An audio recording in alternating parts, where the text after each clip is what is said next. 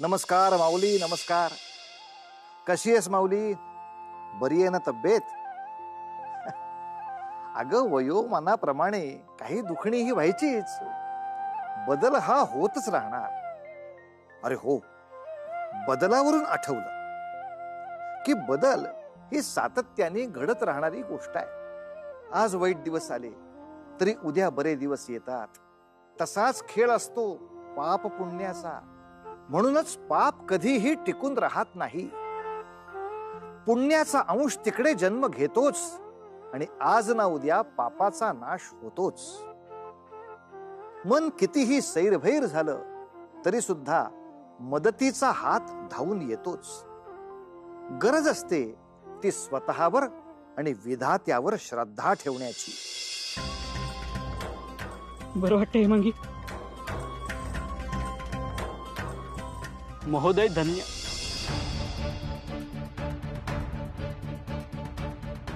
बंधू तू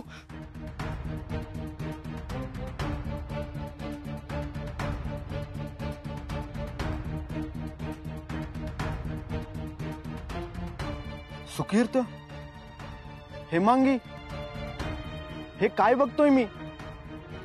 माझ्या डोळ्यांवरच विश्वास बसत नाही. ही दयनीय अवस्था कशी झाली तुमची? असे काय झाले तुमच्या आयुष्यात? आणि तुमचे घर?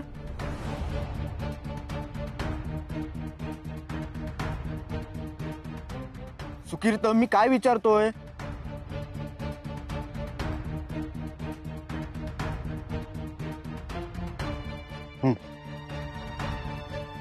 समज, यावर आपण नंतर सविस्तर चर्चा करू. पण सध्या 2 पोटात घास जाणे आवश्यक आहे. अवंतीने माझ्याजवळ भोजन दिले आहे, ते खाऊन घे. चला.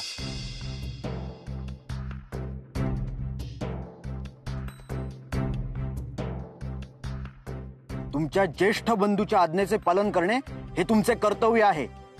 त्यामुळे मी जे सांगतोय ते ऐका. आणि तुम्ही माझ्यासह येत आहात यावर मला कोणतीही चर्चा नकोय. चला.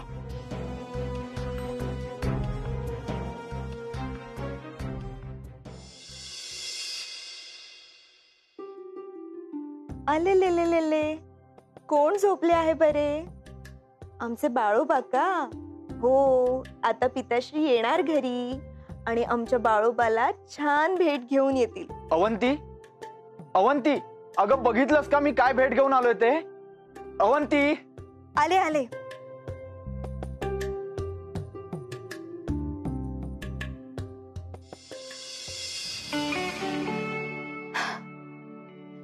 हेमांगी,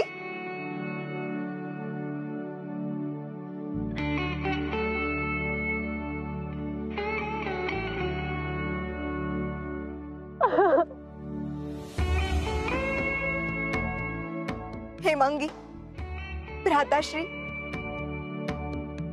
तुम्हा दोघांविना हे घर किती उदासवाणे झाले होते. आज कशी शोभा आली आहे बघा.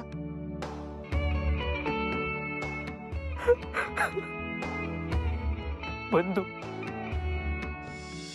वहिनी, मला क्षमा करा. माझेच नेत्र माझ्या अहंकारामध्ये बंदिस्त झाले होते.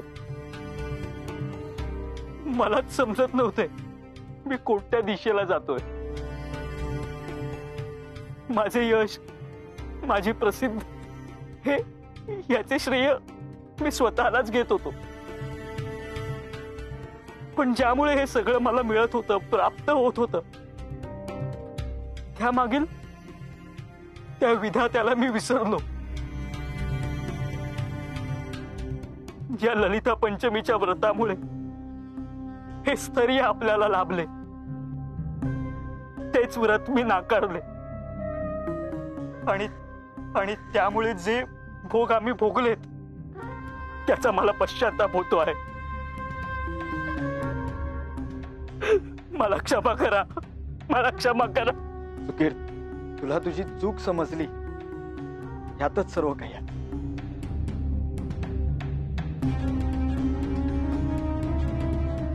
या, आपण देवीचं दर्शन घेऊ. या.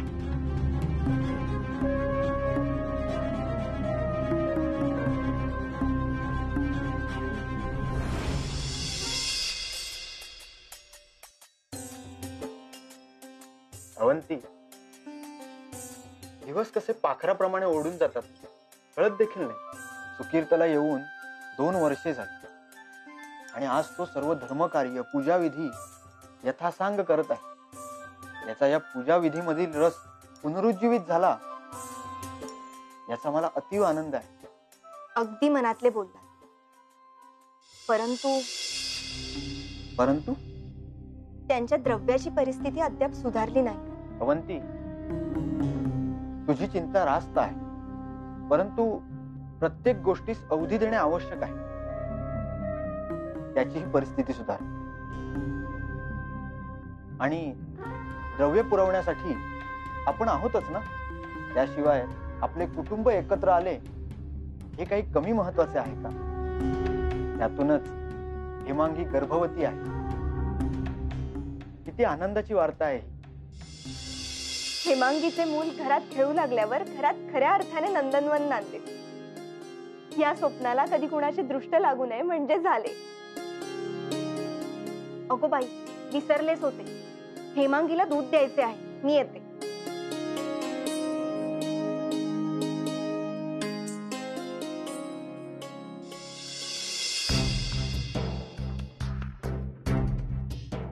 अहो, जरा पाणी देता का?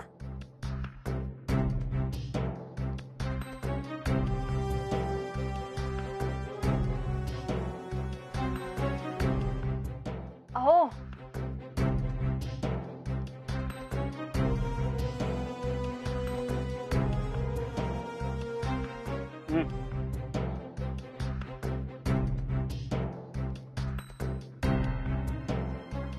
इतके अस्वस्थ का आहात?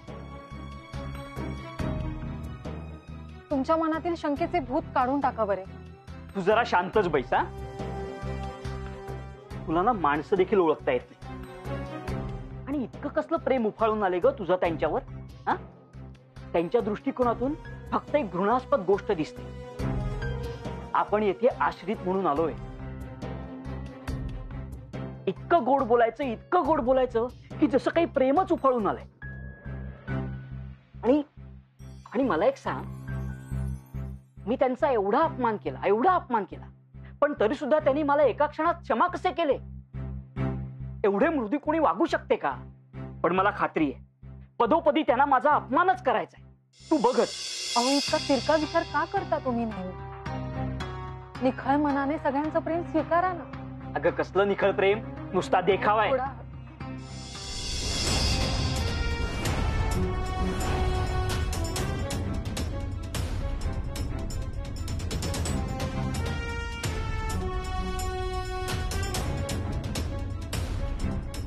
हेमांगी, हे घे. तुझ्यासाठी केशरयुक्त दूध आणले आहे.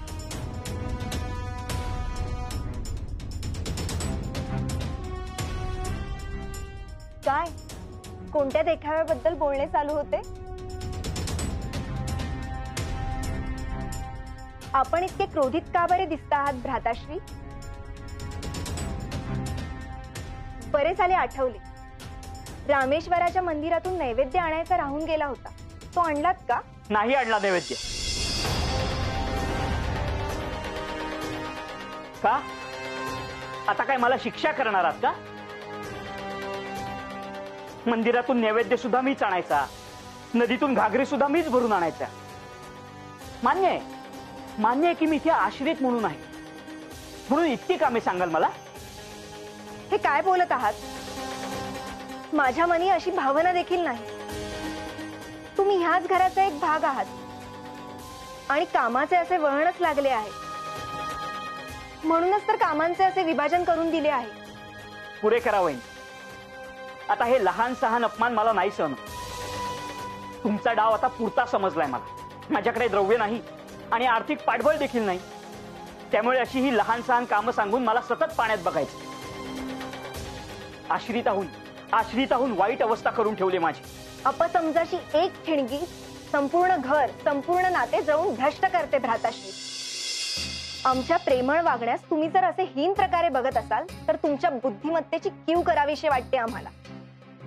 प्रत्येक घर उभारताना घरातील प्रत्येकास कष्ट हे घ्यावेच लागतात. त्यातूनच तर घराचा पाया घट्ट होतो नात्यांची वीण ओवली जाते आणि या लहान सहान गोष्टींना जर तुम्ही अपमान म्हणून बघत असाल तर हो, समजावा आपण हा अपमान करतेय, मी तुमचा अपमान. पाहिलेस पाहिलेस सत्य कसे बाहेर पडले ते. आपली हीच किंमत आहे. यांनी टाकलेल्या तुकड्यावर आपण जगायचे आणि मग हे जगाला सांगायला मोकळे. यांनी कसे आपल्याला घरात आणले, कसा आपला सांभाळ केला, म्हणजे ह्यांनी मोठेपणा घ्यायचा. भ्राताश्री, तुम्ही असा विचार तरी कसा करू शकता? तुम्ही तसे वागू शकता, आम्ही साधा विचार देखील करू शकत नाही. छे, आता मला या घरात राहायचे देखील नाही. मला स्वाभिमान वगैरे काही आहे की नाही? इतकाच स्वाभिमान असेल तर अवश्य जा. कुणीही अडवणार नाही तुम्हाला. चल हेमांगी, आपल्यासाठी जग मोकळे. यांच्या उपकारावर नको जगायला. चल. अहो, क्षमा करा. तुम्हाला जिथे जायचं असेल तिकडे जा, परंतु हेमांगीला ह्या अवस्थेत मी घराबाहेर पाऊल टाकू द्यायचे नाही. दुर्दैवाने तुम्हाला तिच्या प्रकृतीची चिंता नाही, परंतु मला आहे. हेमांगी इथून कुठेही जाणार नाही.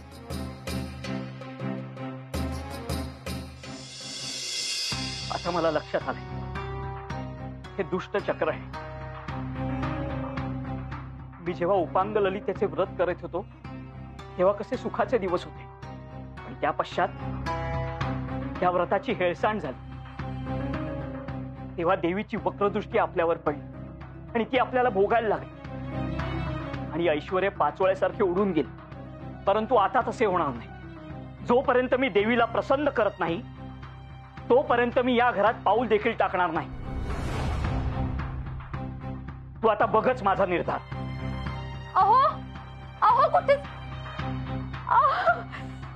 आई ग, आई ग.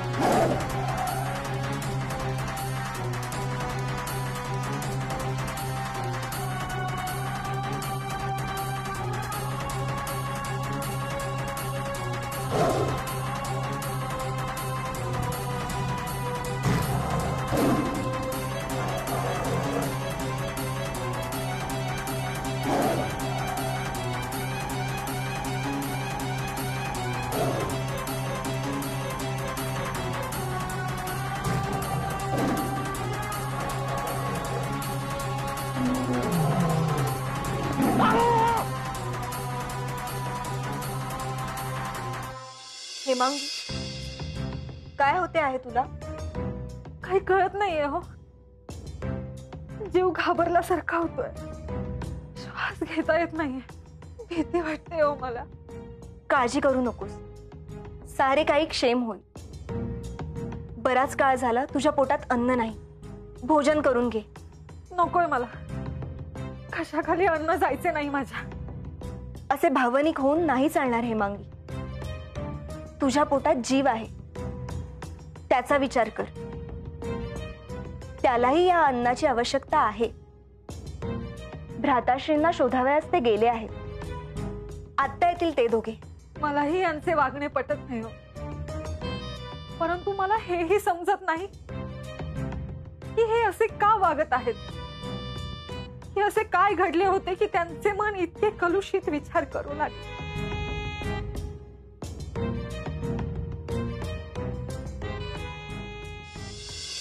या सर्व मनाच्या अवस्था असतात.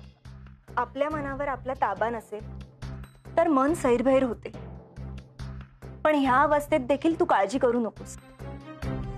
आत्ता हे येतील आणि आपण सर्व मिळून भ्राताश्रींची समजूत काढू. आलात तुम्ही? हे काय एकटेच आलात? भ्राताश्री कुठे आहेत?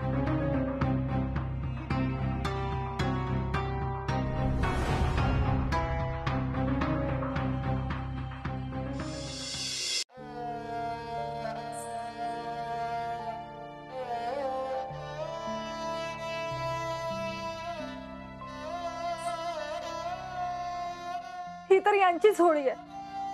हे कुठे आहेत?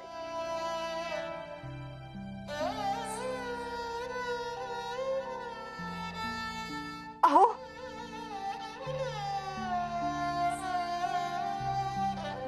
ही झोळी मला वनात सापडली. सुकीर्तचा कुठेच माग लागला नाही. कदाचित कुणा श्वापनाने त्या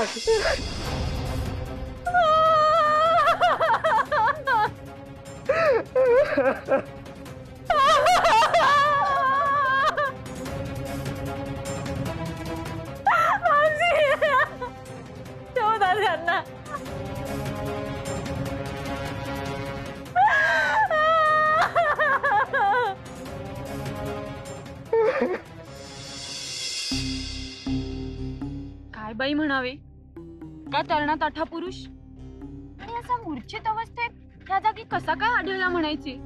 हे देवी आई ललिता, बघते आहेस ना, तूच आमची तारणहार आहेस. तूच याला जीवनदान दे ग. काय सांगावे, भला पहाटे पुष्पे वेचण्याकरिता आले असता हा मनुष्य निपचित परिस्थितीत पडलेला आढळला. काय सांगतेस? होय तर देवी आईचीच कृपा म्हणावी की यास अधिक इजा झाली नाही.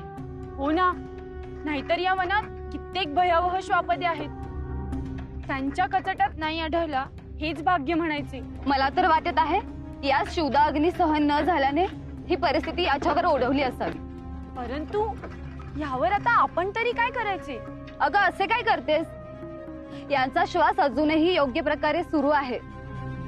आपण यास तात्काळ वैद्यबुवांकडे नेलं पाहिजे. गाडीवान, त्वरित गाडी हका. आपल्याला आपल्या कटू क्षणांच्या पासून दूर जायचं असेल, त्यातून मार्ग काढायचा असेल, तर त्यासाठी आवश्यक संघर्ष आपल्यालाच करावा लागतो. एखाद्या वाटसरूला एका वृक्षाची सावली ही काही काळ आधार देते आणि मग ती सावली एक निस्वार्थ अशा प्रेमाचं प्रतीक म्हणून गणली जाते. सुकीर्तच्या अशाच कठीण वाटेवर त्याला सावलीसारखी एक सोबत मिळाली आणि त्याच सोबतीनं त्याला पुढील वाटचालीचे संकेतच जणू भगवंताने दिले. कशी होईल सुकीर्तची पुढची वाटचाल बघूया पुढील भागात. पण तोवर उतू नका, मातू नका आणि घेतला वसा टाकू नका.